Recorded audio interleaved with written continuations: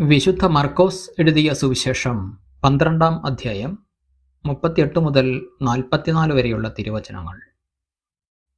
അവൻ ഇങ്ങനെ പഠിപ്പിച്ചു: നിങ്ങൾ നിയമജ്ഞരെ സൂക്ഷിച്ചുകൊള്ളുവിൻ.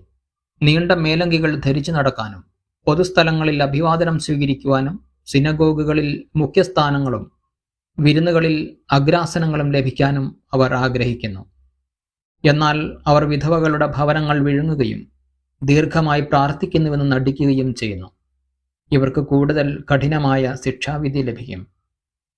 അവൻ ഭണ്ഡാരത്തിന് എതിർവശത്തിരുന്ന് ജനക്കൂട്ടം ഭണ്ഡാരത്തിൽ നാണയത്തൊട്ടുകൾ ഇടുന്നത് ശ്രദ്ധിച്ചു. പല ധനവാന്മാരും വലിയ തുകകൾ നിക്ഷേപിച്ചു. അപ്പോൾ ദരിദ്രയായ ഒരു വിധവ വന്ന് ഏറ്റവും വില കുറഞ്ഞ 2 ചെമ്പ് നാണയങ്ങൾ ഇട്ടു. അവൻ ശിഷ്യന്മാരെ അടുത്ത് വിളിച്ചു പറഞ്ഞു: സത്യമായി ഞാൻ നിങ്ങളോട് പറയുന്നു, ഈ ദരിദ്ര വിധവ മറ്റാരെയേക്കാൾ കൂടുതൽ ഭണ്ഡാരത്തിൽ നിക്ഷേപിച്ചിരിക്കുന്നു. എന്തെന്നാൽ അവരെല്ലാവരും തങ്ങളുടെ സമൃദ്ധിയിൽ നിന്ന് സംഭാവന ചെയ്തു. ഇവളാകട്ടെ തൻ്റെ ദാരിദ്ര്യത്തിൽ നിന്ന് തനിക്കുണ്ടായിരുന്നതെല്ലാം, തൻ്റെ ഉപജീവനത്തിനുള്ള വക മുഴുവനും നിക്ഷേപിച്ചിരിക്കുന്നു.